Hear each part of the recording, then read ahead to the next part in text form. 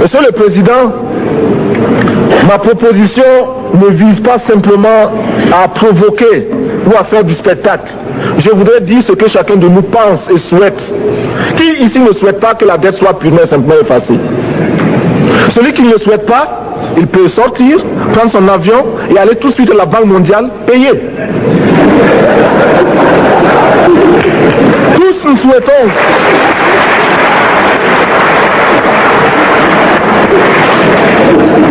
ma proposition n'est pas non plus, je ne voudrais pas que l'on prenne la proposition du Burkina Faso comme celle qui viendrait de la part de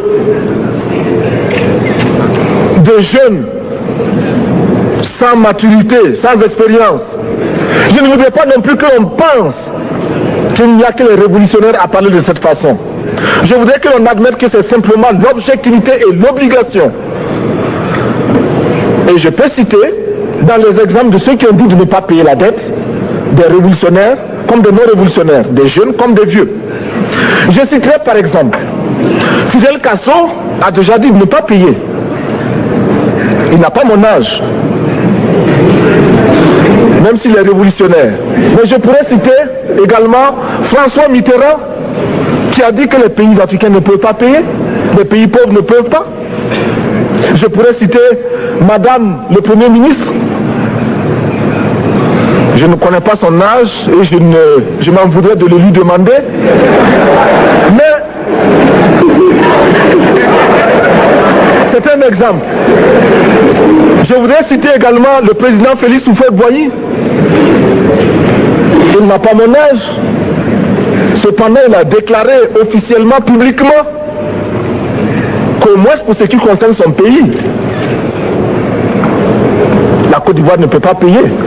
Or, la Côte d'Ivoire est classée parmi les pays les plus aisés d'Afrique, au moins d'Afrique francophone.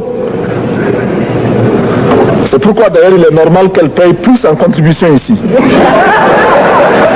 Mais, Monsieur le Président, ce n'est donc pas de la provocation. Je voudrais que très sagement, vous nous offriez des solutions. Je voudrais que notre conférence adopte la nécessité de dire clairement que nous ne pouvons pas payer la dette. Non pas dans un esprit belliqueux, belliciste. Ceci pour éviter que nous n'allions individuellement nous faire assassiner. Si le Burkina Faso tout seul refuse de payer la dette, je ne serai pas là à la prochaine conférence. Par contre, avec le soutien de tous, dont j'ai besoin,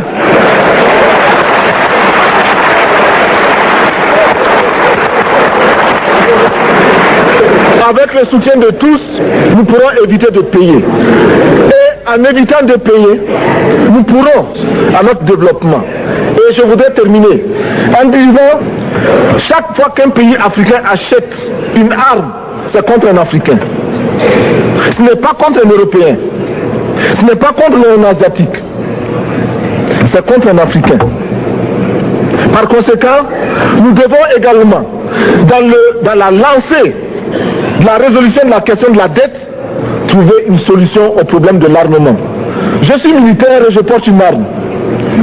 Mais Monsieur le Président, je voudrais que nous nous désarmions. Parce que moi, je porte l'unique arme que je possède et d'autres ont camouflé les armes qu'ils ont.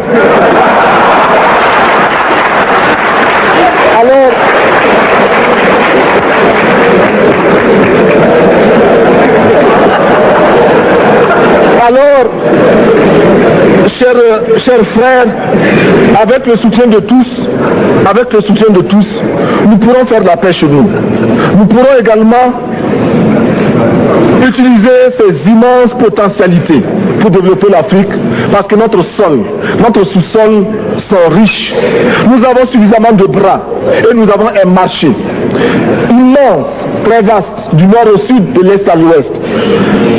Nous avons suffisamment de capacités intellectuelles pour créer, ou tout au moins prendre la technologie et la science partout où nous pourrons les trouver. Monsieur le Président, faisons en sorte que nous mettions au point ce front uni d'Addis Abeba contre la dette. Faisons en sorte que ce soit à partir d'Addis Abeba que nous décidions de limiter la course aux armements entre pays faibles et pauvres. Les gourdins et les coutelas que nous achetons sont inutiles. Faisons en sorte également que le marché africain soit le marché des Africains. Produire en Afrique, transformer en Afrique et consommer en Afrique. Produisons ce dont nous avons besoin et consommons ce que nous produisons au lieu d'importer. Le Burkina Faso est venu vous exposer ici la cotonnade produite au Burkina Faso, tissée au Burkina Faso, cousue au Burkina Faso pour habiller les Burkinabés. Ma délégation et moi-même, nous sommes habillés par nos tisserands, nos paysans. Il n'y a pas un seul fil qui vienne de l'Europe ou de l'Amérique. Je ne fais pas un défilé de mode, mais je voudrais simplement dire que nous devons accepter de vivre africain. C'est la seule façon de vivre libre et de vivre digne. Je vous remercie, Monsieur le Président. La patrie ou la mort, nous vaincrons.